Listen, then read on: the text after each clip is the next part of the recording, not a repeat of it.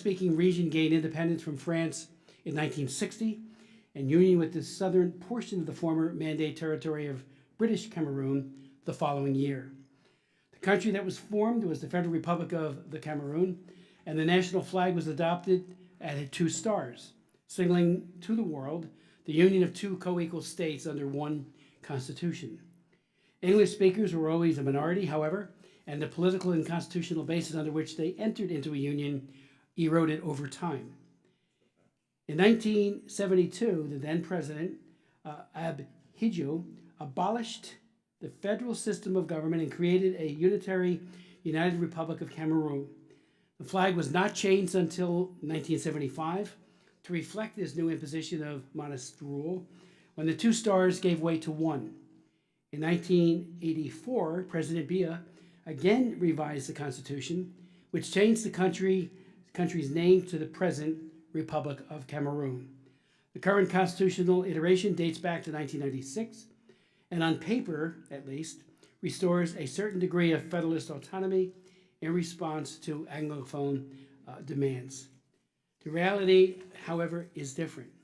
In 2016, the central government triggered a crisis by appointing French-speaking teachers and judges in the Anglophone areas. The English speakers, to them, it felt like an occupation. Certain Anglophone activists declared independence of a Federal Republic of Ambazonia in 2017, which had led to a heavy-handed response by the military. Security forces have reportedly burned down villages, arrested and killed protesters in Anglophone areas, though it is also must be noted that French-speaking teachers have been targeted by English-speaking separatists. As Congress, we need to address whether we can continue to cooperate with Cameroon's security forces given the reported abuses, and if so, how? As the International Crisis Group, which we have one witness from that group today, has emphasized, the Cameroonian government's use of military against the English-speaking citizens has clearly exacerbated the situation. Indeed, our U.S. ambassador to Cameroon has criticized Cameroon's actions and expressed his concerns about the government's use of disproportionate force. The Anglophone crisis casts a shadow upon the upcoming presidential elections. Credibility of the election slated for October is already under question as the government is yet to make serious preparations. It is assumed that strongman Paul Biya will run for re-election, but given his age and frequent absences abroad, it is uncertain who will succeed him eventually. There are also growing humanitarian concerns attributable to the Anglophone crisis. An estimated 160,000 people have been displaced within Cameroon, and over 21,000 Cameroonians have fled to neighboring Nigeria as refugees. The continued malign presence of Boko Haram in northeastern Cameroon, attacking people in both Cameroon and in Nigeria, is a further complication which has led to an estimated 96,000 Nigerians fleeing the other way to Cameroon. Congress must then also weigh the need to assist Cameroon in the fight against Boko Haram. Given all the spillover factors, we can also see the failure to solve the Anglophone crisis is not purely a domestic affair, but a regional one which implicates U.S. security interests. We do have a very, very great group of witnesses, beginning with Ambassador Yamamoto, but I'd like to yield to my good friend and colleague, the ranking member of our committee, Karen Bass. As always, thank you, Mr. Chair, for holding this hearing, and I especially want to emphasize my appreciation because I think probably for about 2 years, I've been hearing from the Cameroonian diaspora what is going on and requesting that we pay attention to it and have a hearing. I've also heard from the embassy as well, but I think that it's the right time to have this hearing. I, of course, want to thank our distinguished witness, Honorable Donald Yamamoto. It's always good to see you and appreciate you coming and providing testimony to us. And I want to thank the witnesses on panel 2 who will be providing a deeper look into the various dynamics playing out and contributing to the growing crisis in Cameroon. And so I look forward to this important update. And we know that we're all here today because we are hearing and seeing, and from all the information provided, that the situation in Cameroon continues to decline. The tensions in the Anglophone region we know are not new. We know that people have felt disenfranchised and marginalized since the end of colonialism, but as we've heard, the current situation arose in 2016 after the government was heavy-handed in its response to the protest movement, killing protesters, arresting hundreds, and deploying government security forces. Added to this, we know there have been reports of kidnapping, disappearances, and assassinations, and a crackdown on the media and the internet has been shut down multiple times. This is one of the issues that has been continually raised by people coming to my office and meeting with myself and my staff, talking about what has happened in these protests. On the other side, we've also heard that the Anglophone movement has transformed and is now a separatist movement, and I'm hoping that the second panel will speak to that. Is that the case or not? I've heard various reports, but we have heard of security forces being attacked as well as attacking. We've heard of schools being burnt down, and I really wish that the government would see that a heavy-handed crackdown on civil liberties, especially in regard to the freedom of assembly and speech, only served to exacerbate tensions and escalate conflict. I believe that citizens must be allowed to voice their concerns, and governments must adhere to the rule of law, all governments, including ours, and minority rights must be protected. At the backdrop of the crisis is the ongoing security situation that includes the Boko Haram insurgency, which I know the chair has spoken to. Cameroon is in a difficult neighborhood. The signs coming out at this point are not encouraging. It's clear to see that the situation is worsening and that we want to make sure that Cameroon is not the site of a civil war or doesn't become a humanitarian crisis. The government must recognize that it's facing a real national crisis and that the international community is watching. And activists must realize that peaceful, nonviolent protest is the only way to get people to hear their cause. All sides need to be prepared to engage in an inclusive dialogue. Given the depth and severity of citizens' grievances, a holistic approach is needed that will address issues of governance, security, and civic engagement. I certainly encourage the region and international partners to be prepared to assist on this front. I look forward to hearing the views, perspectives, and recommendations of the esteemed panel and witnesses that we have here today. Thank you again, Mr. Chair, and I yield back. Thank you, Member. I'd like to yield to Mr. Garrett. I would waive my time and reclaim. Mr. Castro. We are joined by Tim Wahlberg, who was kind enough to arrange for one of our witnesses to be here, Effie Tembum. So I would like to yield, just for background, Tim is in his 5th term. He served in the Michigan legislature as well for a large number of years. He has been a pastor, and he is chairman of one of the subcommittees on, chairman of Subcommittee on Health, Employment, Labor, and Pension, but frequently travels to Africa, speaks out on African issues just as frequently, and is truly an expert. It's so great to have him here. Tim. Well, thank you, Mr. Chairman, and to the members of the subcommittee as well. I appreciate the opportunity to wave on today. In Energy and Commerce, it's not so kind to wave us on right in the center of the operations. They stick us at the end if you wave on in Energy and Commerce. But I appreciate you having this hearing today and look forward to hearing from a new friend from Cameroon who we've had the opportunity to meet and hear his story, which brings to attention a concern that I have. I've had the privilege of traveling to North, West, and East Africa on numerous times now. But more importantly, I have a daughter who lives in Kampala, Uganda, has been there for 15 years.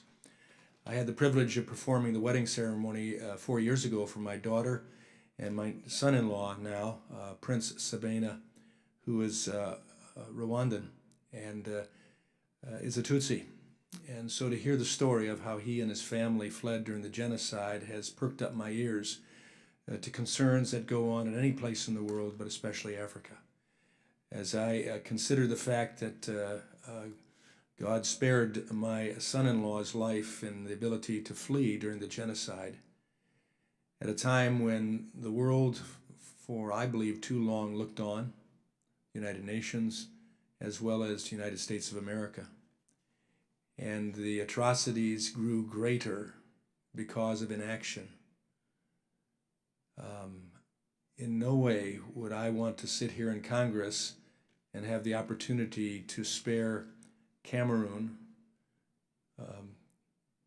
the opportunity of having a world community look on and say, what can we do to mediate to the very least and to bring about peace?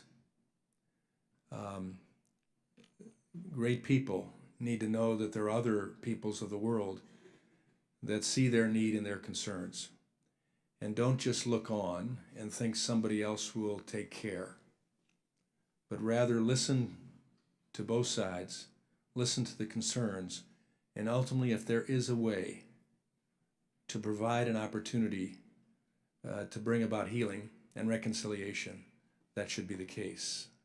Just 4 weeks ago, I had the privilege of being in several Eastern African countries, starting out in Kenya, and seeing reconciliation begin to take place there between the presidential candidates, the president and his opponent. If any of you have had a chance to see a video of the prayer breakfast where reconciliation began, and as I understand, it continues. That's a powerful thing. And then going to Ethiopia and seeing the efforts now of a new prime minister who we had the opportunity to pray with and speak with, who is committed to restoring and reconciling in that great country as well. But that gives us hope. And so I would hope, Mr. Chairman, that this hearing today would be one of those opportunities to say to the people of Cameroon on all sides, we are listening, we want to see reconciliation, we want to see peace, and we want to see human rights that go across the board. And if we can assist, if there's any way, we should consider that. Thank you.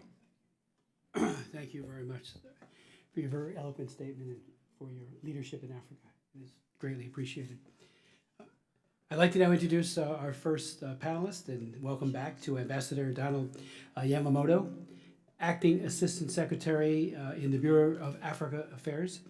Since entering the Foreign Service in 1980, his assignments have included serving as U.S. Ambassador to the Federal Republic of Ethiopia, the Deputy Assistant Secretary of State in the Bureau of African Affairs, where he was responsible for coordinating U.S. policy towards more than 20 countries in East and Central Africa.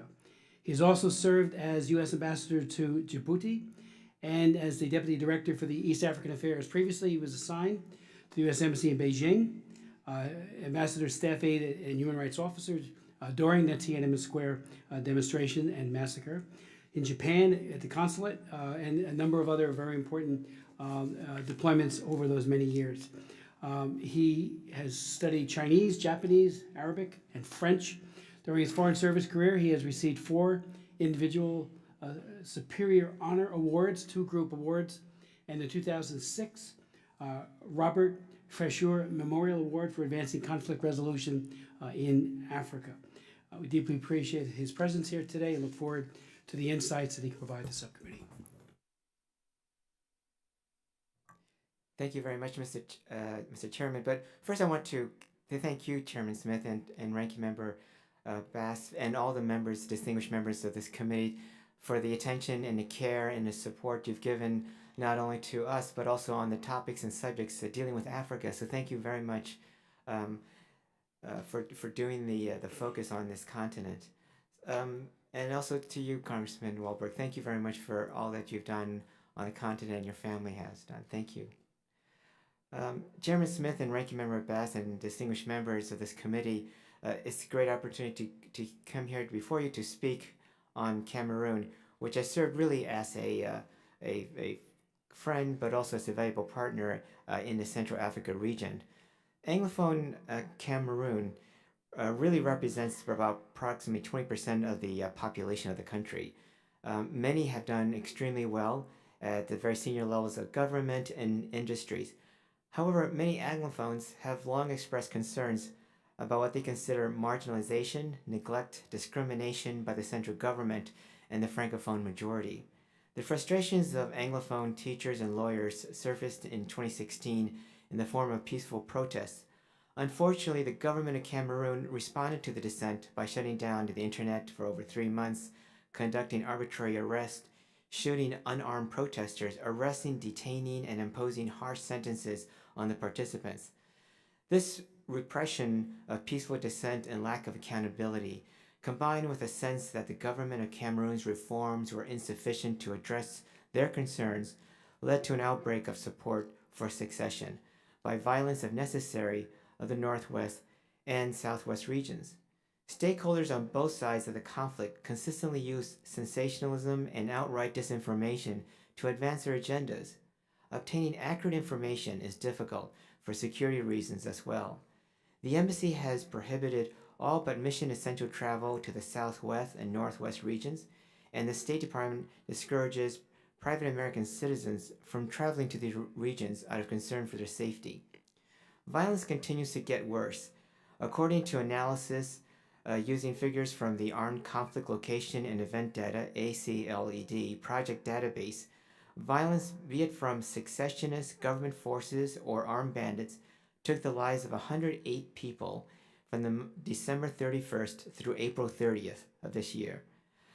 On average, about 6.35 per week. However, while noting the small sample size, ACLED reported 151 fatalities in May, representing threefold increase compared to the previous month. The United States government has consistently condemned the use of violence on all sides and has called for national dialogue without precondition. Each act of violence renders dialogue more difficult, but all the more necessary. We have offered to join with others in the international community to facilitate the start of a dialogue. We welcome the government's public statements on May 15th that it would investigate the filmed abuse of secessionist commander by Cameroonian forces and punish the perpetrators. This is a sign of the government's willingness to confront the problem of human rights abuse. We also note favorably the government's granting of visas to Amnesty International and Human Rights Watch researchers to meet with senior level officials in Cameroon. It is clear that the continuing violence has created a humanitarian crisis. On May 28th, the United Nations, in coordination with the Cameroonian government, released an emergency response plan that requests $15 million to address the humanitarian needs of the 160,000 internally displaced people in the Northwest and Southwest regions. The majority of these IDPs are sheltering in the forest with no access to health facilities, clean water, or sufficient food. The UN's report that more than 21,000 Cameroonians have been registered as refugees in Cross River, Benue, and Akwa Ibom states in Nigeria.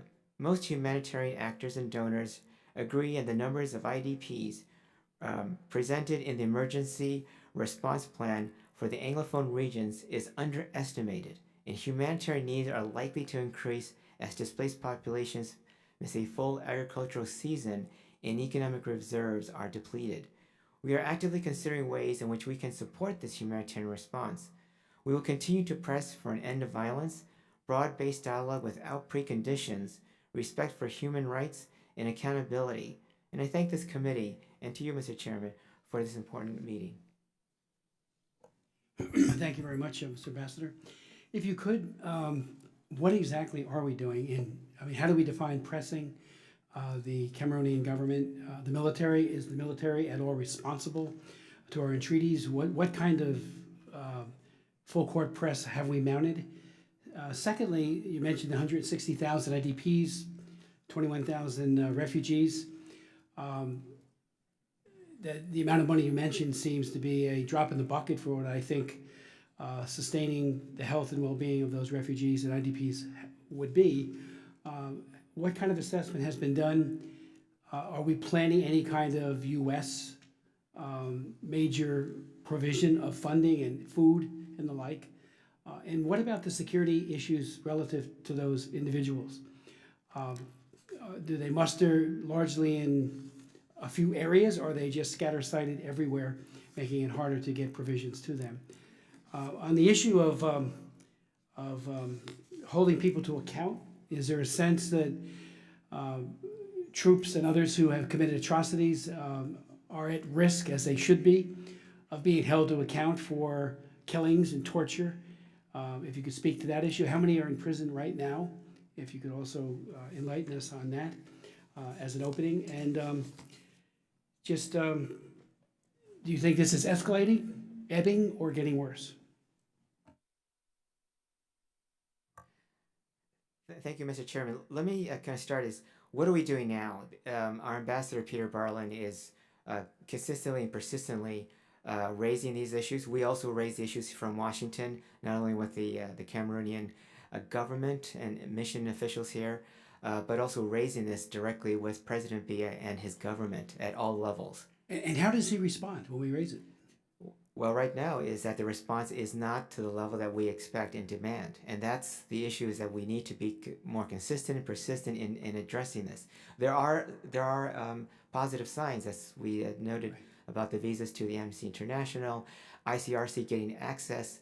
But these are only initial steps and measures. We need to do much more to ensure that we're looking at, I'll give you one example. So right now, we're able to get access to prisoners that are held in a ministry of justice. But what about the other prisoners held in, let's say, other types of detention centers? We need to have 100% access across the board, across the country.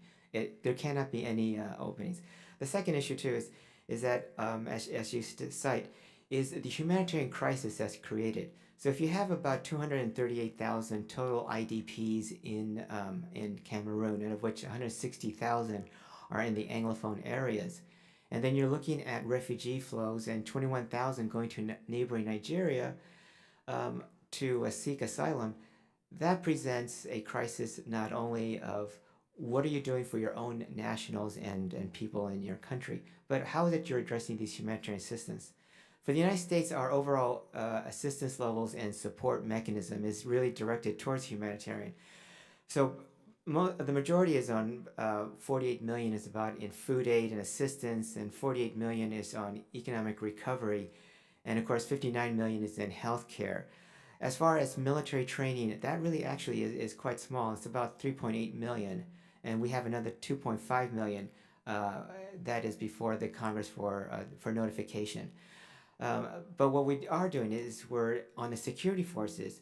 We are the forces that we support and train. We make sure that they're given human rights training, and that they're not involved, or that the equipment that is assigned to them is not involved in any repression or support domestically, that is used primarily in counterterrorism. If I could interrupt, so they're Leahy vetted? Yes. And is it adequate? Because I know sometimes getting actionable information is very hard in some countries to really determine whether or not that serviceman or woman right, has a sordid past of human rights abuse. Are you satisfied that those that we are training are adequately vetted? Right, and then going back, so in our human rights report, we raise with the same issues that Amnesty International has raised, and members of your second committee will be raising. And we have raised with the Rapid Intervention Brigade. We've only trained part of it, and the part that we have trained, they're improving their operability, but also that we emphasize human rights. We have not trained all of the BIR, the BIRs, or the rest of the military forces or the gendarmes, but we're doing the best we can to train as many as we can in this context. Going back to holding people accountable. And so those are areas that you're absolutely correct, is that when we see wrong, we have to right it. We need to identify those people who are perpetrators of this violence. You can't have a continuation of as we spoke to President Biya and his government, is that for the survival of the government, for the continuity of the strength of the country, you cannot have institutions that are not strong. So if they're declining in efficiency and effectiveness, if you're not having the outreach to community leaders and community-based groups, if you don't have that type of dialogue, then that becomes a challenge, not just to to the government, but also to the security of the country. And so those are areas that we have raised consistently and persistently with the president and with all sectors of the government. Thank you very much. Again, thank you for your testimony.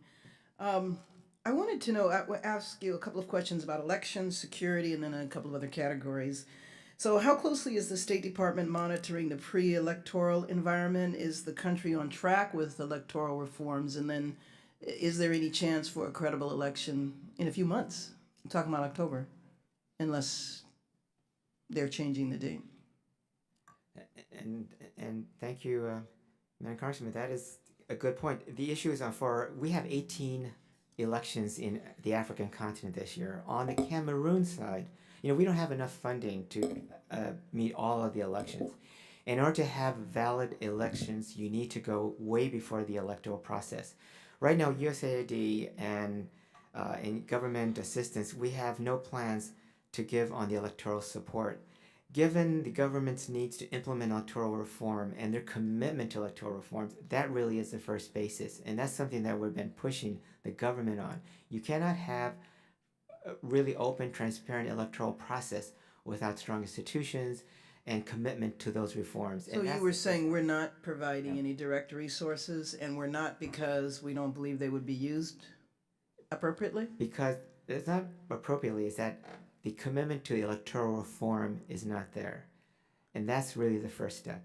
So you said in your testimony that the response of the government is not to the level that we request or demand. That's right. And I wanted to know if you could be specific. I don't know what that means. Does that mean that they don't return phone calls, they are non-responsive, or, and I am sure that you have seen some of the photos, the gruesome photos that fortunately we're not going to display here, but I'm sure in preparation to come here, you've seen them. And so what is their response when you confront them on that? So I think when we look at how our approach is to Cameroon, it has to be kind of divided. One is the counterterrorism and counter-environmental extremism. And then the other side is the domestic political reforms. And my understanding, what I've seen is domestic, it's not terrorism, unless you have other information. That's why it's completely separate. And the domestic issues that we have seen, as far as we have offered President Biya and his government that they must reach out in an open dialogue without any preconditions, and that we, the United States, will offer our good offices to help negotiate and bring both sides together. And so when you say what is the level of issues, in my own personal discussions with President Biya in the past, we have always raised the issues of a couple of issues. First is the human rights, the need to reach out to have one unified. So we raise the human rights, and I understand what we do. I'm not clear what their response is. He says what? Okay, the response has been measured, but not to the level that we would expect. So in other words, issuing of visas to Amnesty International, giving more access to ICRC is good, but that's not enough. Does he deny that there's a problem? He does not. His government does not accept that there is abuse in the north. So how is the problem with the Anglophone Cameroonians described? It doesn't exist? It's fake? I think you would need to talk to the Cameroonians directly in our conversations, and a lot of it is probably would need to go behind another closed doors, but publicly is that they recognize some issues and challenges, but that we have not articulated it accurately. And I think our response is that, well, tell us, if what we're seeing and what is in our human rights report is not accurate, then show us, give us access. If we can only get access to the Ministry of Justice, well, why not the access to all the other ministries? Why not the access to the military sides? Give us complete access. So we give Cameroon security assistance. Yes. So what do we give them, and what do they use it for? We don't give them assistance for elections, but we give them assistance for security, and then there is problems. Right. So the amount of funding and assistance is, compared to other countries, obviously, is not as great.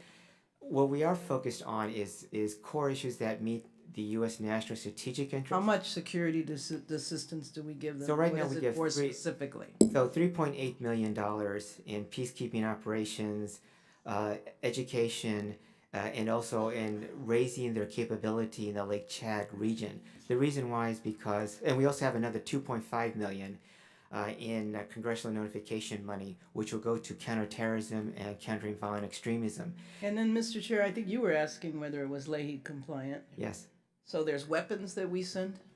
No, these are training, basically training and making sure that they have capacity building within these units and that they are completely Leahy vetted and that their focus and the materials we provide is for countering terrorism. So right now, the example is that Nigeria, Cameroon, and Chad are engaged in an operation against Boko Haram. We have about 3,000 Cameroonian troops engaged in that operation. So you're not concerned that any of the equipment or resources that we provide is used inappropriately against the population? And that's one of the You're not concerned about that? on the equipment and materials, we track it, and that's something that we've required our embassy and also our DoD colleagues to do. So let me just change, and then I'll yield back my time. So switching reels now and talking about AGOA and the private sector. I wanted to know if you could describe the environment for U.S. private sector firms in Cameroon. I think the private sector, Cameroon, even though it's AGOA eligible, has not really fully utilized the AGOA. Not many countries have. Right. And as far as what our trade levels are, it's really stagnant. So we do have a trade surplus. So when we export about $158 million to Cameroon and import about $117 million, it's really remained static. And so we have American companies that are interested. We worked with particularly hydroelectric power plants, power energy, something to do with Power Africa issues. We have Boeing aircrafts. But again, the issue is that those inroads by the American companies is not to the level or significant that will make an impact or Do significant you think difference. the crisis is impacting that, or it's just that No, they haven't? I think because of the weak institutions and the inability of the government to focus on these economic development issues, that's the problem. That's why we've dedicated from AID about $40 million on economic development programs and projects to stimulate the economy, because a strong, vibrant economy is really going to address a lot of the challenges of the country. Thank you. Yield back. Mr. Walberg? Thank you, Mr. Chairman, and thank you, Ambassador. One question that comes to my mind is what is the response of the surrounding countries, Nigeria being one of the most important in this region relative to the Cameroonian situation. But what is the general feeling around there, and what is the involvement of the other countries in trying to bring some relief to this problem? Are they involved? And thank you very much. That's an excellent question. So all the countries in this, not only from Nigeria to Cameroon, but also going eastward towards the G5 countries, the countries that have united together, Niger, the Mauritania, the Chads, in fighting not only Boko Haram, but ISIS West Africa, really raises the issue that all the countries are in the same boat, and that they have to not only support each other, but ensure that each country has the capacity and the capability to confront the counterterrorism issues. That's one area. The second thing is that in order to do that for Cameroon and the countries, they have to have strong institutions, vibrant economies, and strong, unified people within the nation that would help support the country as it fights and it defends its own security. So when you look at the countries around them, Central African Republic has tremendous difficulties as far as instability and also effects of non-state actors and violent groups going into that country, and that's on the neighbor of Cameroon. Nigeria also faces a lot of problems in the north, in Maiduguri, in the northern part. So each country does face a lot of internal security issues, also internal political issues, and so they each want each country to be strong and supportive. But how to support each other, that is the issue that we're trying to work with each country now to strengthen not only the alliances, but also internally the institutions and the capacity domestically as well as their security-wise. So the concern with refugees, asylum seekers from Cameroon would add to the insecurity of surrounding countries, and yet certainly probably in many cases, they don't have the means by which to prevent Cameroonians who have to flee for their lives coming into their borders. So what other world entity, United Nations or otherwise, are taking an interest in this to a means of providing change, providing some efforts to end the violence at the very least?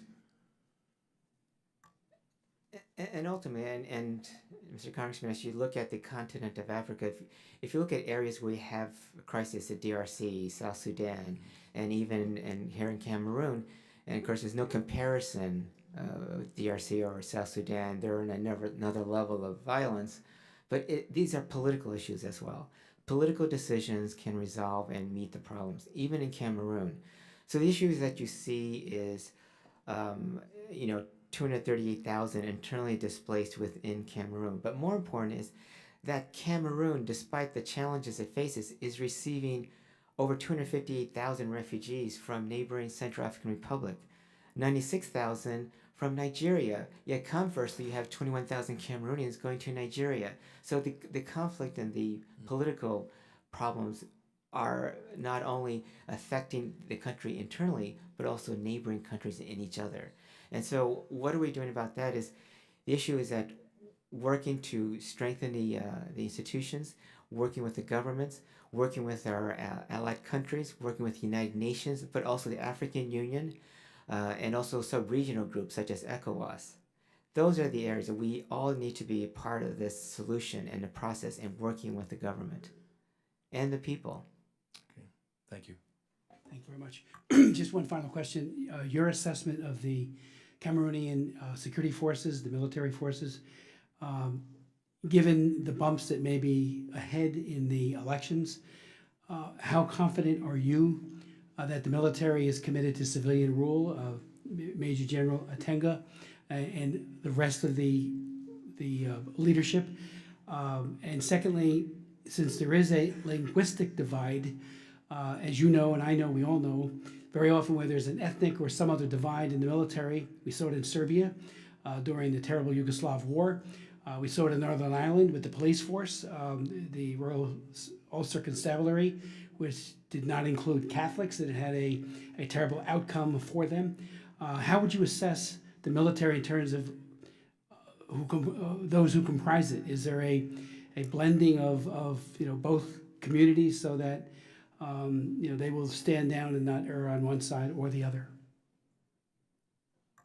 And that is a question that really has no definitive answers, but let me say that the BUR, or the Rapid Intervention Brigade that we have trained, that portion of flag evading has been effective and responsive and also accountable.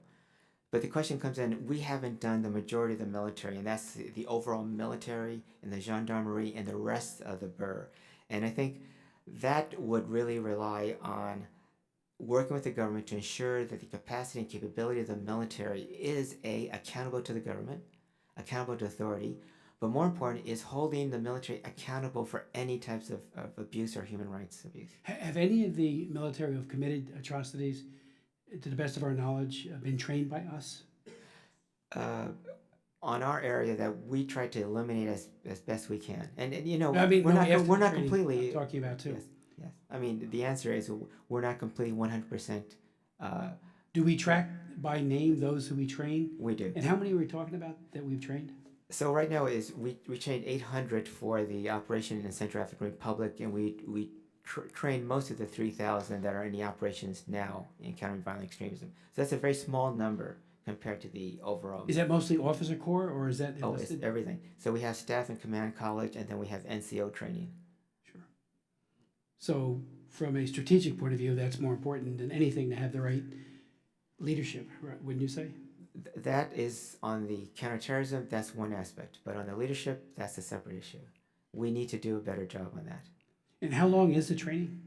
It depends on the aspects. When they, again, on our Akota training program, we've trained over 300,000 troops from 24 countries in Africa, and it's all varied. When we train for peacekeeping operations, that could take several months. The other area too is that it has to do follow-up training, but also equipment and how to use the equipment. The other issue too is we have small courses, particularly in supporting human rights and holding the military accountable to the government, but also supporting the people as far as giving humanitarian assistance, being a part of that. And with regards to the training on human rights, is the issue of combating sex and labor trafficking fully integrated to the human rights training package? It's not only part of the TIP report, the trafficking in persons, and also what we have in the Central African Republic, which is sexual exploitative violence. We're also very much concerned about, as well as you are, Mr. Chairman. So thank you. Thank you very much. I'd like to now discuss it. I apologize. I've been in and out running other meetings, but can you give us a sense of what's going on with the elections there? So on the election is that it's right now the presidential election is scheduled for October, but the legislative and the local elections have been delayed to 2019, which is not a good thing. The other issue too is that there's not been the great effort that we expect in discussing with local leaders and community leaders on electoral and political reform, which means that the government parties needs to reach out to the opposition and to all groups. That's not being done. That's why, as I was saying earlier, we have not provided assistance to the electoral process yet. Well, I guess let me ask you, Ambassador, will the Department of State condemn any efforts by President Biya to extend his term or extend elections if such actions are unconstitutional? Right. If it's unconstitutional, then we will raise that. Okay. I'll get back. Thank you, Mr. Castro, and thank you, Ambassador Yamamoto, again. I look forward to seeing you soon and working with you on all of these challenges. I'd like to now welcome our second group of witnesses, distinguished individuals to the witness table, beginning with Hans de Marie Hangoop, who is Central Africa Senior Analyst at the International Crisis Group. He is responsible for conducting field research and providing analysis on the prevailing security, governance, and political issues in Cameroon and the sub-region, as well as proposing policy initiatives for governmental, intergovernmental, and non-governmental stakeholders to resolve sources of conflict. Before joining the crisis group, Mr. Hangoop was a researcher at the Paul Ella Foundation of Geopolitics in Central Africa and a consultant for the Friedrich Ebert Foundation. He has a BA in law and political science, MA in governance and public policy from Catholic University of Central Africa. And also he has been extensively published on commentaries about Cameroon, Central Africa, Boko Haram, and the Lake Chad region.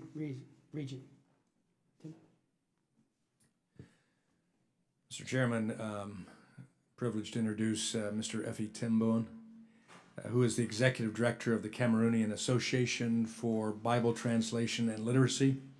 He also facilitates the Platform for Impact in Cameroon, an informal initiative that brings together the various denominational blocks and Bible translation agencies to serve communities in Cameroon, and the Impact Conference of Global South organizations, which brings together organizations from Asia and Africa.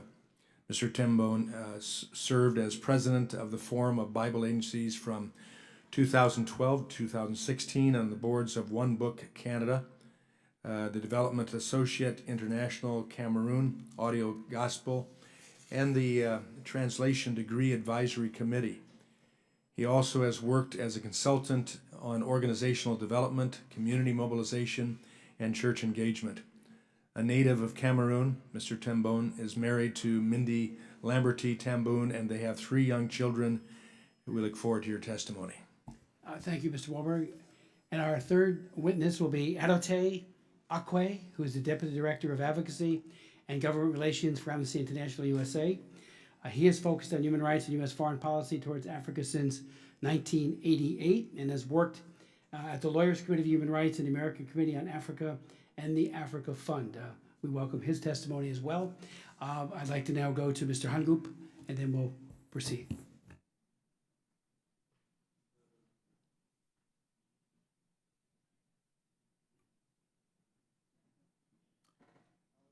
Thank you, dear Congressman. So I am honored to contribute to this before this subcommittee, helping that my contribution and my testimony will help solving the multiple crises that are affecting Cameroon. I should underline that I'm not just speaking as a crisis group expert, but also as Cameroonian native from the French-speaking side, grew up and who has studied there and in France as well. I would like to stress 3 points. The first is, what is the current political and security situation of Cameroon?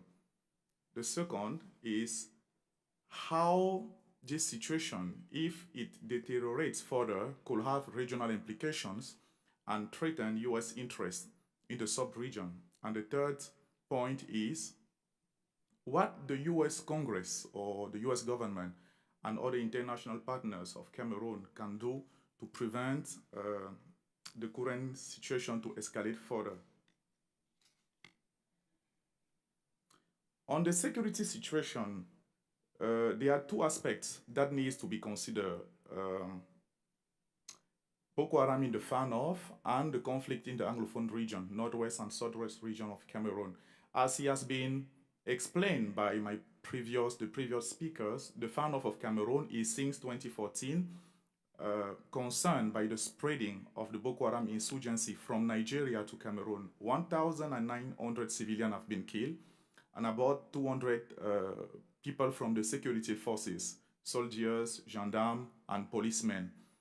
We are not going to go deeply inside the root causes of all that, but we are just going to stress what are the urgent needs now.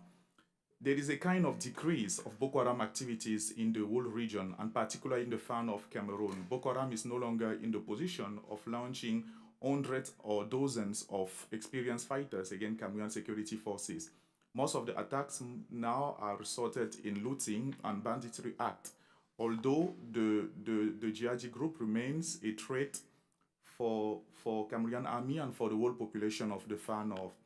And the more the conflict is decreasing, we can now look on the humanitarian situation of the region. You have 242,000 IDPs and about 90,000 refugees in this region. Another point that I would like to mention is there is a need to discuss with the Cameroonian government about how do you envisage a post-conflict demobilization for the vigilante unit. There are 12,000 or if not more members of vigilante groups, which are local self-defense groups in the region that have been recruited by Cameroonian army to support them in the fight against Boko Haram. What is going to be the fate after the conflict? That is one of our key concern now. Another concern is also the policy that Cameroonian government should elaborate regarding the Boko Haram surrendees. You have roughly 200 Boko Haram who have surrendered over the last 6 months.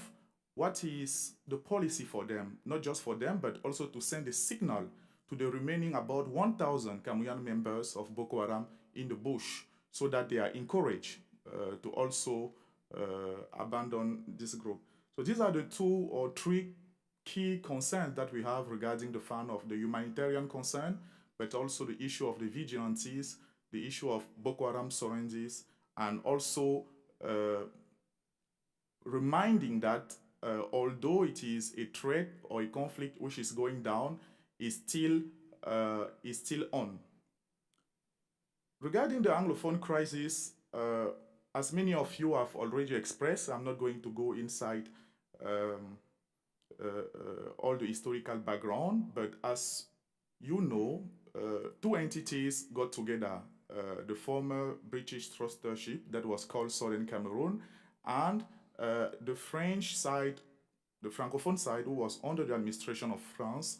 And for us at Crisis Group, we think one of the problems have started, even at the moment they have started being together, how the unification process have been conducted. And later everyone knows what is the history, the abolition of federalism and different steps.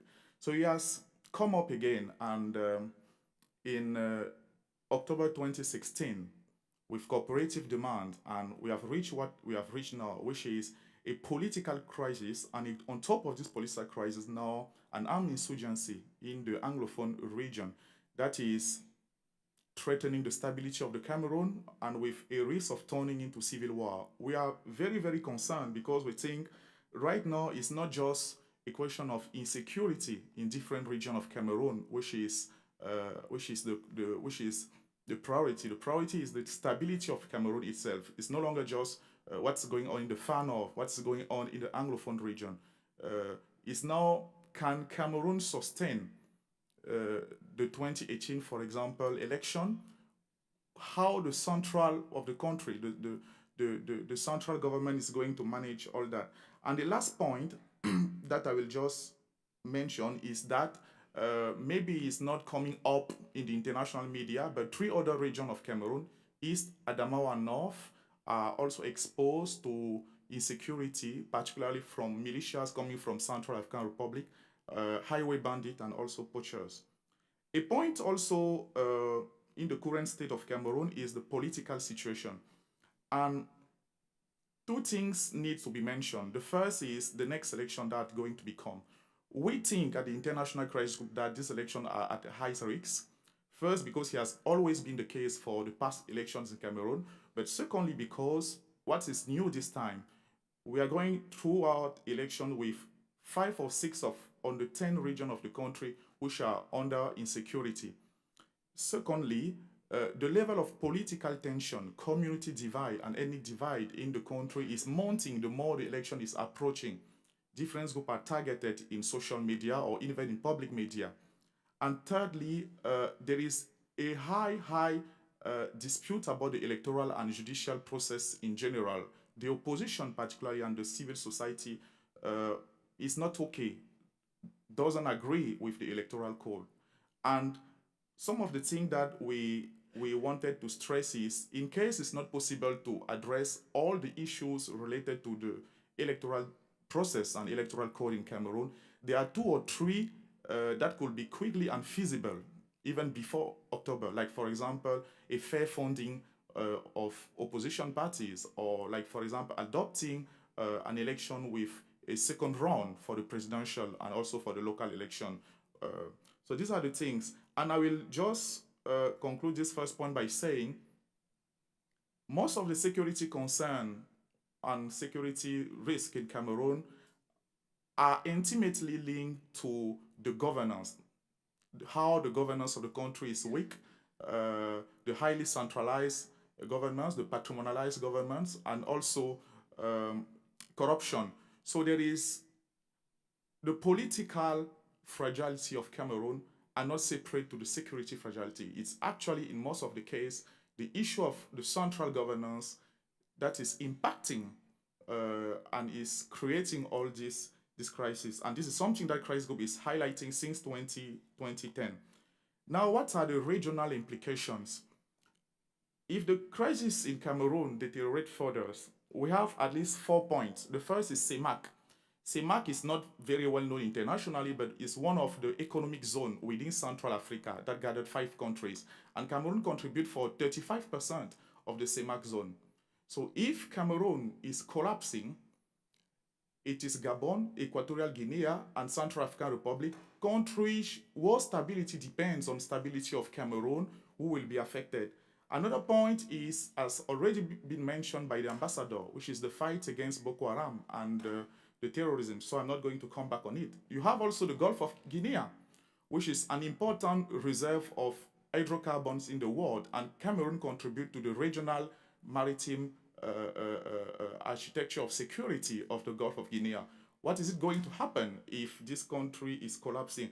And the third one is Nigeria. Nigeria is already suffering from economically from the Anglophone crisis, with the issue of refugees also, and there is a risk that if this part of Cameroon is turning into a civil war, what signals is this sending to all Nigerian secessionist and separatist groups? So these are some of the reasons why we think that the US should be very concerned if one of its key partners in Africa, Nigeria, is affected by crisis in Cameroon, and if this crisis is affecting broadly other countries. And the last point is what to do. Regarding the Anglophone, it is quite difficult to have something which is like a consensual recommendation, because both parties are sticking on the line. But we think it can start first by having an independent investigation on all the human rights abuses that have been perpetrated in the area. So that means allowing access to international investigators, but national investigators also. Also, we recommend the National Commission for Human Rights and internationally the UN that can conduct this investigation and name by name record who is linked to all these abuses, whether they are members of security forces or the administration, and the Cameroonian government committing itself to punish them. And failure to do so, then the US can push, or the US Congress can push the Trump administration for re-examining the military cooperation, the development aid, and also sanctions against these specific individuals who are directly involved in these abuses. We also think after this done, there is a need to go inside the deep of the issue, which is political dialogue on the form of the state. Crisis group do not recommend a separation or a secession of Cameroon, but we do think there is a need to move from the highly centralized way the country is governed now to something different that can be either federalism or a form of regionalism, as we can observe, for example, in Germany. And something that could be considered as a provisionary solution is many of the Cameroonian officials with whom we have discussed told us that even if we wanted to do so, there is no time to do it before the election. Then, before the election, there can be a ceasefire. And for this ceasefire, Cameroonian government can do some concessions that will allow the arms groups for the election in this side. And the last point, which is concerning the elections, is to pushing for a reform of the electoral system. Once more, there are two possibilities. This is in the perfect world, reforming all the electoral code, the judicial, and things like that. But if this cannot be done, having 2 or 3 points on which it can be stressed so that it will appease tension within the opposition and they will accept to participate to the process. But the US, for doing it more efficiently, should absolutely involve also international and other partners of Cameroon. Why? Because the government of Cameroon, since years now, has been playing the divide and role within the international partner of Cameroon. For example, by allocating public markets to France or to China, to the detriment of other countries who are criticizing him. So it is important that a dialogue should be held at the state level capital to see how to harmonize the position. Thanks. Thank you. You know, we have a vote on the floor. We have about 45 seconds to get there. So we will stand in recess for about 20 minutes, 25 minutes. Thank you. And thank you for your testimony.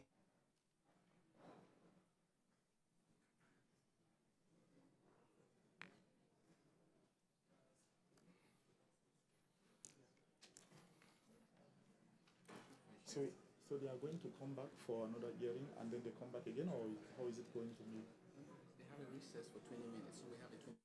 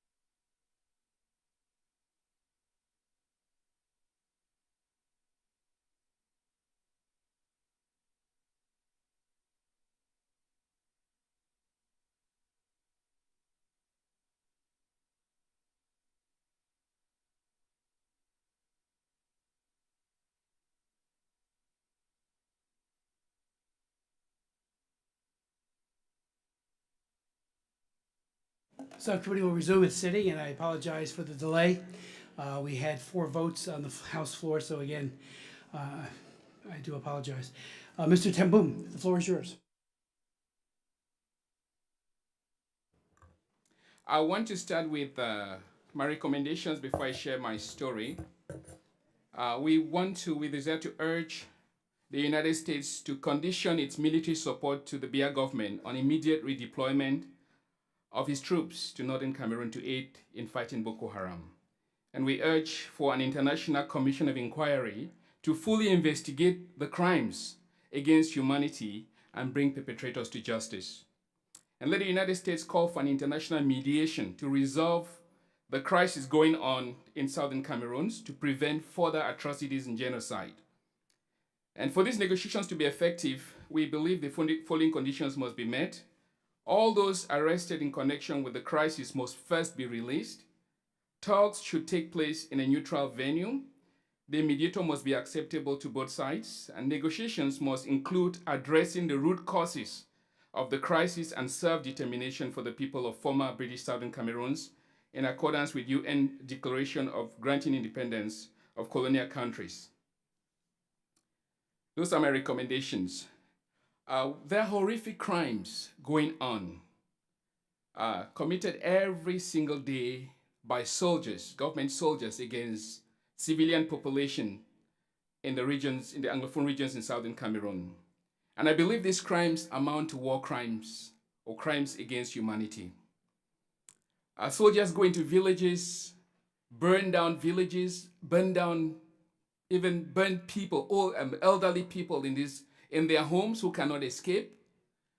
And it's heartbreaking to see what's going on. We work in communities across this region.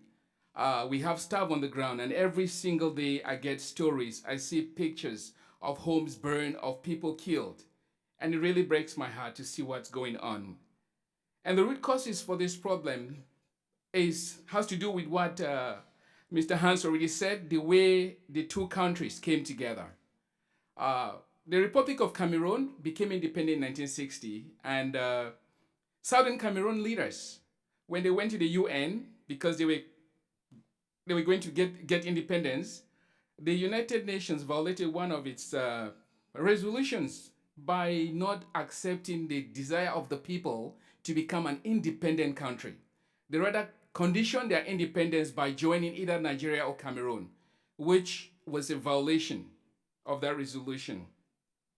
And the second issue has to do with when they came together, they agreed to have a two-state federation. West Cameroon gave up its name, Southern Cameroon became the Federated State of West Cameroon, and the Republic of Cameroon became the Federated State of East Cameroon. But when oil was found in Southern Cameroon, so former Southern Cameroons, the state of West Cameroon was dissolved. It was dissolved, and they had elected their leaders. The prime minister role was dissolved. The house was dissolved. And the President Ahijo would send in governors. The state was divided into two, and governors were sent in to govern the people, local administrators who had no accountability to the local people. They were accountable to the central administration. And that's when the trouble started in 1972. And for Southern Cameroonians, it was recolonization or annexation. So the teacher strike, that is really just, I would say, a storm in a teacup. That's not an issue. In 1984, when Paul Biya decided to go back to their name, La République du Cameroun, it was tantamount to to secession, because it's ironic today that they call those who are fighting in Southern Cameroon secessionists, when Paul Biya himself seceded in 1984, when he went back to the name the country had at independence. And Southern Cameroonian leaders stepped up at the time and said, this is unacceptable. This is colonization. And but the problem was that the new name of the country still covered the territory of former British Southern Cameroon. So they asked the president to leave those territories and respect the boundaries of the Republic of Cameroon. But these people were arrested, jailed, and persecuted. And so this is that Anglophone movement started to grow. In the 90s, it still grew and it gathered some intensity. And what happened in 2016 was just another phase of the movement when the teachers and the lawyers summed up their grievances in a request to restore the state of Southern Cameroons. The administration of Paul Biya responded the way it responds very often, with repression and killing, and arresting the leaders who had demanded a return to the federation, because there were other groups asking for independence. And these leaders were arrested, and internet was cut off from the Anglophone regions of Cameroon, and a complete persecution and a punitive team was sent out there, soldiers sent out there to create troubles for the people of the Anglophone regions. And that weaved the hearts of Anglophones all over the world, both in the diaspora and in their homeland, to realize how their colonization, they discovered they were colonized and they had to fight against colonization. And they had to educate the people. And today, more than 90% of the people, or say 95% of the people, are fighting for independence. Their commitment to freedom is unbreakable, it's unbendable, what I've seen on the ground. Because on October 1st, when people came from all over the different villages in Southern Cameroon, mothers, fathers, children, with branches of trees, on a peaceful march to restore this independence, because they became independent on October 1st. Government troops fired at them, killing many people. And the days following October 1st, more and more people were killed. People were running into the bushes. The young people ran and hid in the bushes because they realized they were being killed, and even in the bushes. And they realized if they didn't defend themselves, they'll be killed like chickens. And so they started to look for arms. There were groups some joined groups, some formed small groups, defense groups in their communities, and got hunting guns to fight back. And when they ambush a soldier and kill a soldier, government troops come into the area because they know the local population supports these groups. They burn down villages. I've seen people who have been burned, people burned in their homes, shot, their mass graves. And this is going on every single day. If this is not genocide, I don't know how it would describe genocide. It's genocide going on in Cameroon. And when the international community failed Rwanda, and we are about to fail the people of former Southern Cameroons, I think we need to rise and see what's going on and hold the Biya government to accountability, and listen to the cry of the people of Southern Cameroons for freedom, for an independent Southern Cameroons. Thank you, Mr. Chairman.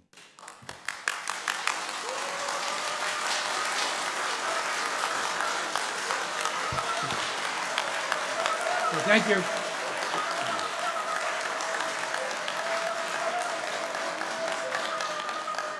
Thank you very much for that testimony and for those insights. Mr. Akwe. Thank you, Chairman Smith. I'd like to again express our appreciation over your consistent leadership, and also that of Representative Bass for your continued focus on Africa, human rights issues, and U.S. foreign policy. We have written testimony, and we'd ask that that be submitted into the record. Without objection, yours and the other witnesses' longer versions will be made a part of the record. The luck of going last means that quite a few things have been covered, and my colleagues have been fairly thorough, so I'm going to bear down on a couple of core issues. I think the first are recommendations, because there's an urgency here about this crisis in Cameroon. I do believe, and we believe, that the crisis is worsening, and that with the October elections coming up, the time for urgent leadership by the Trump administration and by the international community and the people who wish the best for Cameroon, the time to act is now. In particular, we believe that the Biya government has to be pressed to launch independent, impartial, and thorough investigations into all the allegations of crimes under international law and human rights abuses and violations, either in the far north, whether they are perpetrated by the security forces or by Boko Haram, as well as the violations committed by the security forces and acts of violence in the Anglophone regions by the security forces and by the armed separatist groups. We feel that the government must also be pressed to take necessary measures to prevent excessive and unnecessary use of force, arbitrary and incommunicado detention, torture, deaths in custody, enforced disappearances, and inhumane prison conditions.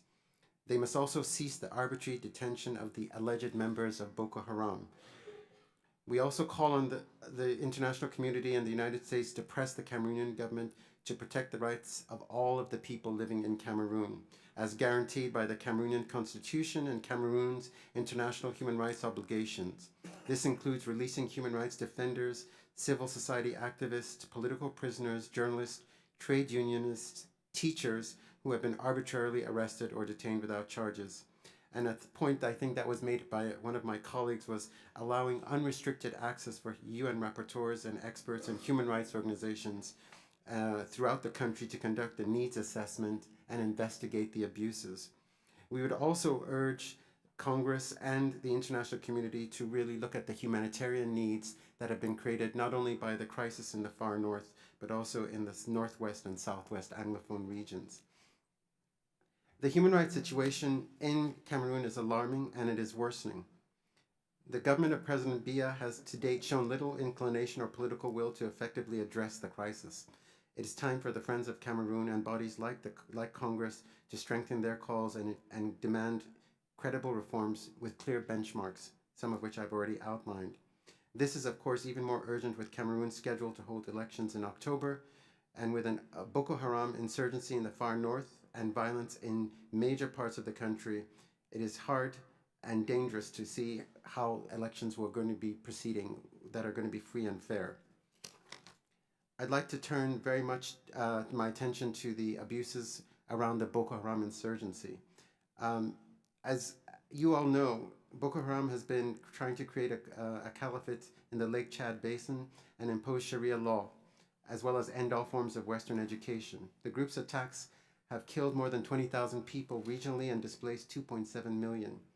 Amnesty International has recorded over 350 Boko Haram-related incidents in the far north, including 76 suicide bombings, which have led to the loss of hundreds of lives and the destruction of dozens of property. Over 240,000 people have been internally displaced.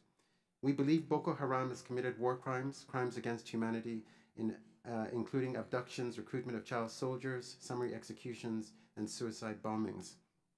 Unfortunately, there are also ongoing violations perpetrated by the Cameroonian security forces, including use of unlawful killings, extrajudicial execution, systematic torture, use of excessive force, all of which have impacted the very people that they are mandated to protect. The Cameroonian security forces, including the Rapid Intervention Battalion and the General Directorate of External Research, have arbitrarily accused hundreds of people of supporting Boko Haram and subjected them to torture and incommunicado detention. Amnesty documented over 100 cases of secret detention and torture between 2013 and mid-2017 at over 20 different sites, mainly illegal detention facilities such as military bases, as well as facilities belonging to the Cameroonian Secret Services in Yaoundé.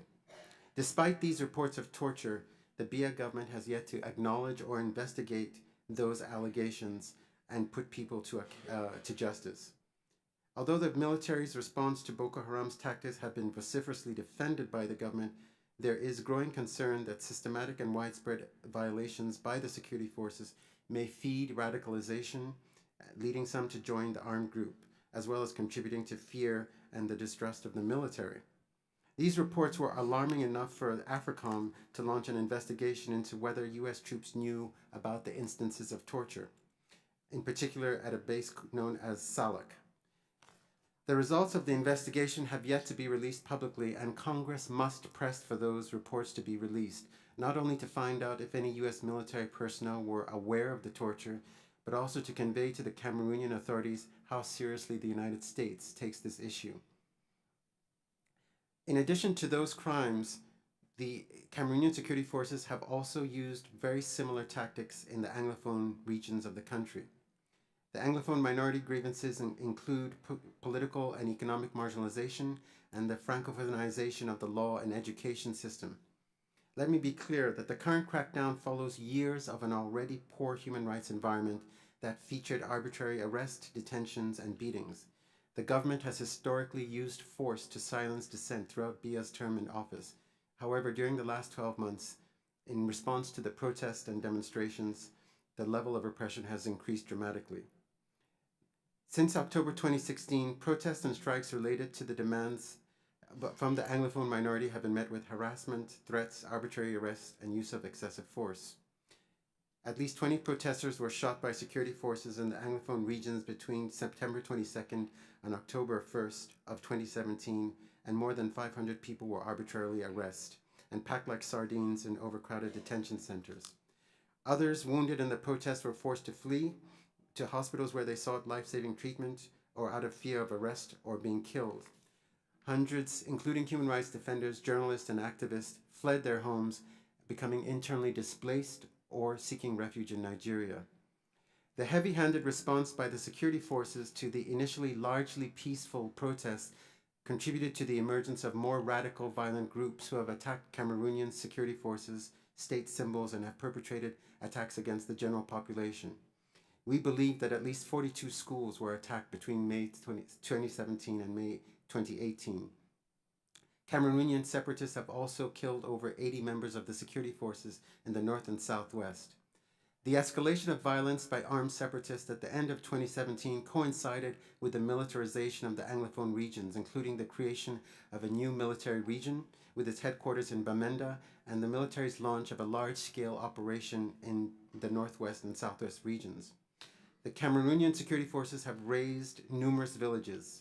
Amnesty International documented the destruction of the village of Kwakwa and Azi, both of which were corroborated by satellite imagery, and showed the burning and looting of the homes by the Cameroonian soldiers. Local civil society organizations have reported that over 70 villages have been burnt by the Cameroonian army. We have not been able to confirm or deny those numbers, and until access to the region is established, it will be impossible to confirm those numbers. Mr. Chairman and members of the committee, Cameroon is in crisis. The Biya regime appears to believe that it can weather an insurgency while also trying to crush protests and increase by the increasingly frustrated members of the Anglophone population. The United States, Africa, and the international community cannot afford to make that gamble, and the people of Cameroon deserve better. The common factor in both these crises are the security forces and the Cameroonian government. Cameroon security forces have a long track record of abusive conduct. We have documented numerous cases in both the far north as well as in the Anglophone regions. The violence in the Anglophone regions is also escalating. Dozens of attacks have been perpetrated by armed separatists, and in the last 2 months, the Cameroonian army has continued its brutal crackdown. It also appears that the violence may enter a new phase of greater brutality with urban battles and the use of heavy weapons by the army, as well as more sophisticated weapons by the separatists.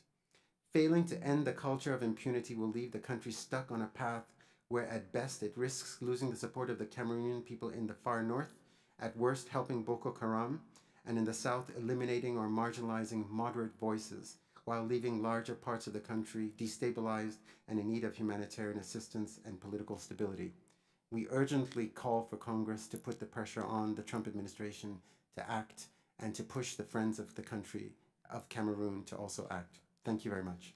Takwe, thank you for your testimony and for providing very, very sobering and distressing numbers of people who are being hurt, killed, displaced, and that growing sense of impunity. So thank you for that testimony. I just a couple of questions, then I'll yield to my friend Ms. Bass, because your testimonies were very, very thorough, and I know my colleagues appreciate that. You know, if you could, and I'll ask questions and then take a shot at any parts of them that you would like. Your assessment of the United States during this crisis, both the last administration and this one. My understanding was that we were silent, or at least largely silent, when the internet went down. Did we not see this coming? Did we try to be look askance, I think, as was said in the testimony a moment ago.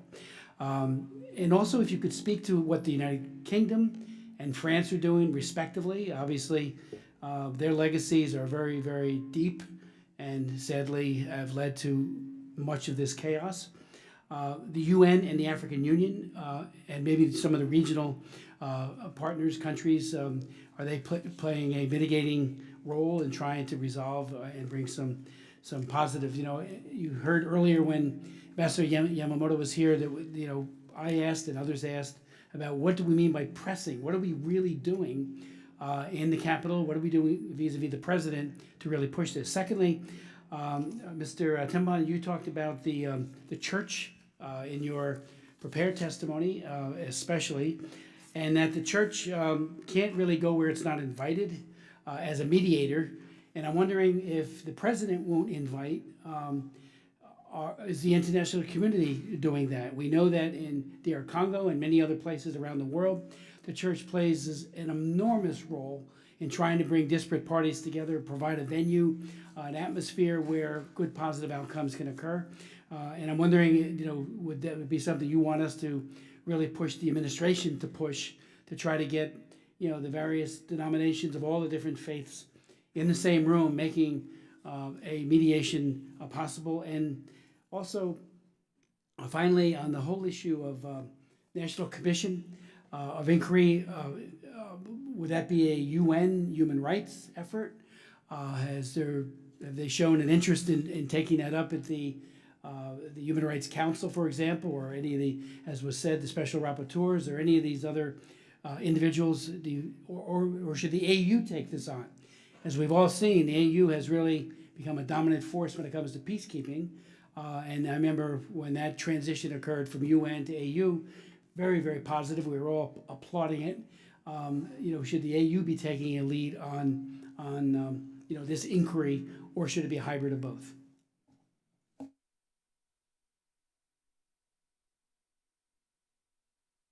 I'll speak on the various questions that you've raised. What is the UN doing on the US? How do we perceive US commitment into this work? I must say, in December when this was growing, I went to personally connect with the US diplomat in Yaoundé, who is a friend, and we talked about it. And we talked about it heart to heart. And I told him, what is the international community doing about this situation? And are they going to intervene? He told me the stakeholders for Cameroon had met and decided they should allow Mr. Biya to handle it. I almost fell off my chair. I was shocked. And I asked him, I said, so the international community agrees with Biya's strategy of repression and killing? That's unfortunate. And I know, because we are a grassroots organization, we know what's going on. I said, these people are ready to die. They have lived under colonization for 56 years.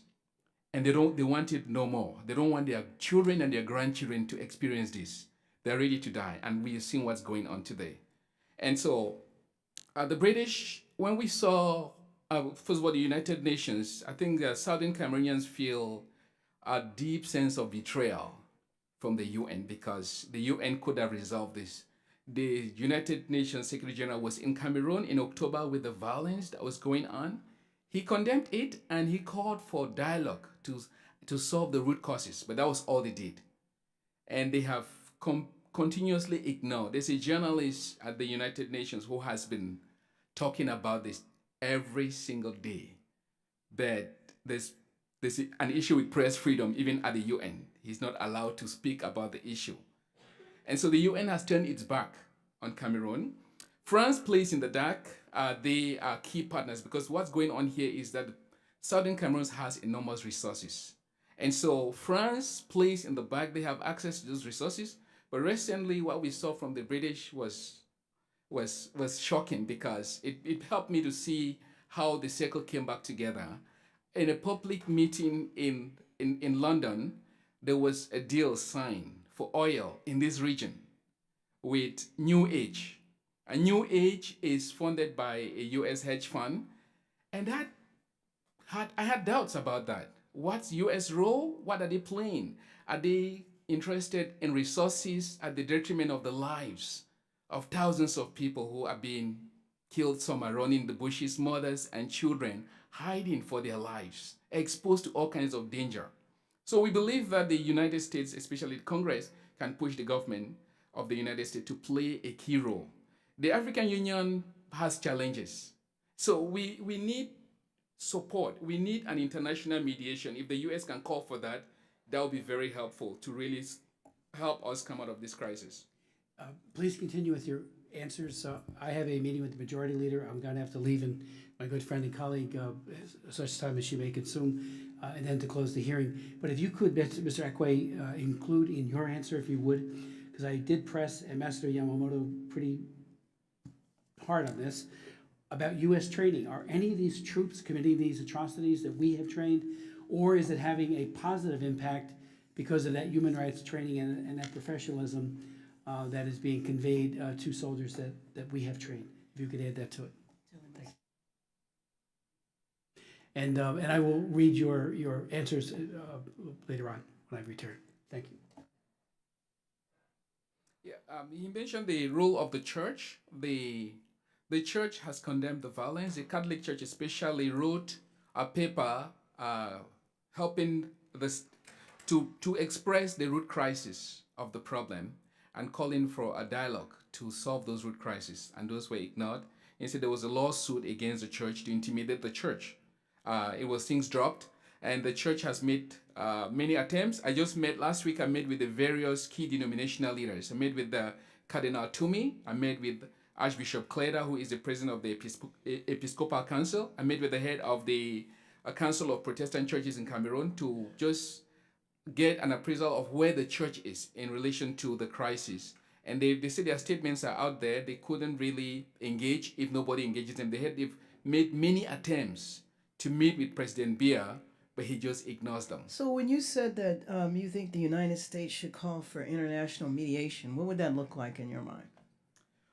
To find a mediator that will look at the root causes. If the United States has a presence in the United Nations, and through that, if they can call So you think it should be done through, you think the U.S. should raise it to the UN as opposed to raising it to President Biya? I can go both ways. I'm not familiar with the strategies at that level, but if they have access to press Biya, because I think the U.S. is a key stakeholder with Biya training Biya's troops. And a few weeks ago, they gave 2 planes, war planes to Biya, and that was a very negative message to Anglophones. And so we realized the U.S. has an influence, and they can push Biya to do that, but also just invite an international mediator. That's where things need to be, so that negotiations that include self-determination for the people of Southern Cameroons will be addressed. So the chairman asked you a question. He asked whether or not any of the troops that the U.S. trained have been involved in the violence that you described. Well, I don't know. It's difficult to say which are the troops, because Cameroon deploys troops to the northern part of the country, and they take turns. So some are redeployed. I know people who were deployed in the northern part of the country, who worked with the U.S. troops, who have also been redeployed to the Anglophone areas. So and no one who died, a friend of mine. The mine. other 2 panelists have an opinion about that? Mr. Hans de Marie? Yeah, just a quick word about the issue of the international reply. I will just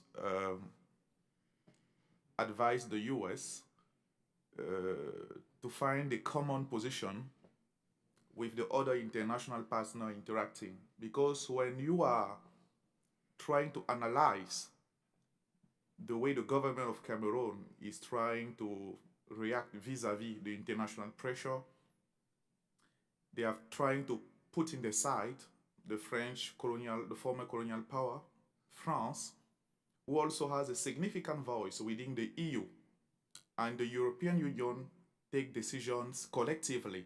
That means if one of their members is opposing a statement, it's not going to be published, or they are going to lower the tone before the statement being out. So for that reasons, Biya doesn't feel enough international pressure, because whatever the US is doing, if EU, France, China is tolerating his behavior, he can survive. So there is a need of a talk at a capital level, not just from the embassies in Yaoundé. So you're not saying anything about the AU? The AU is very important, definitely. But the question is, beyond the legitimacy that the AU has, because it is African institution and that is difficult to just drop within the African continent without them, do they have capacity, for example, to sanction? Do they have real leverages? If you remove the symbolical aspect of the thing, that they are Africans, do they have real leverages, like they can pressure via government? No. So they are much more important when it comes to, let us say, legitimize or having a kind of saying Africans are part of the international initiative. But those who really play directly in terms of influence on how Cameroon works is the EU, France, US, China. And these are people that the US should try to convince at the capital level and lead the talk, because even if you go further, it can bring some result, but it will not reach the expectation that you had if you don't go side by side with other international partners. Okay. Mr. Akwi? I think I would agree with what Hans just said about the need for a collective and unified approach, and that's clearly what the BIA administration has been banking on and using. I think the question about the training is the critical one.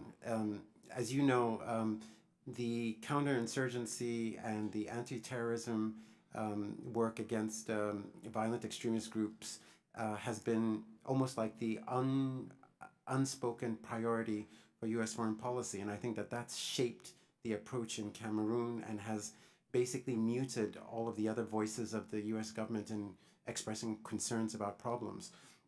The training, it was interesting that AFRICOM did initiate an investigation, but only about what AFRICOM and U.S. military knew, not about whether their partner, their students, had done anything. A major gap in accountability. The investigation, when are we going to get this report published so that we can actually ascertain what they knew, what they didn't know, and then, of course, what do we do with the Cameroonian accountability part of it? I believe that human rights training is incredibly important for all militaries, and you need a professional military. You can't dispute that. But continuing to train people and then not having consequences and accountability when they break the rules that you've tried to teach them seems to me to be a futile exercise. So could you speak to the separatist movement? Because I think that I think you all have made a distinction between the separatist movement versus folks that are just fighting for a more democratic Cameroon. Hold on one second.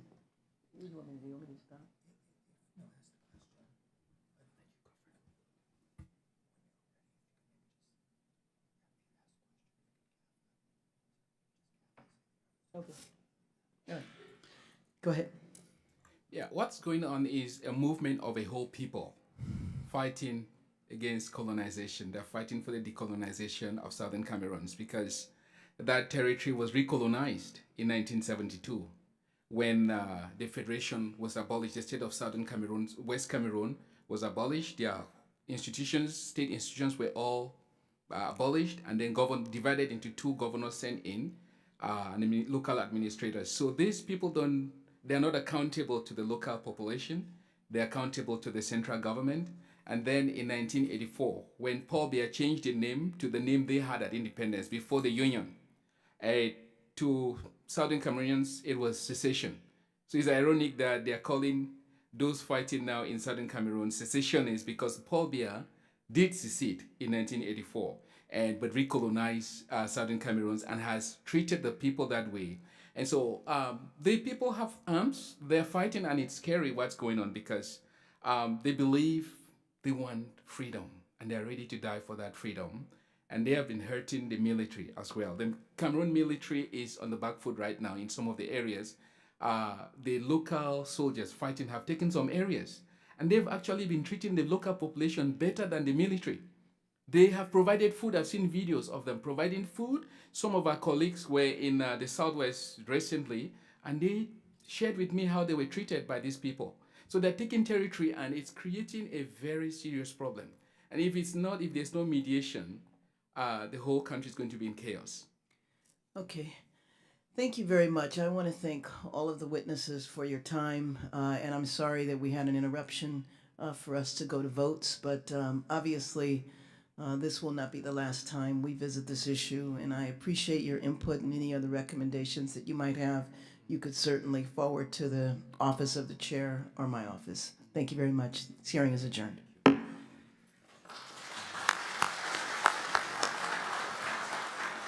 Good.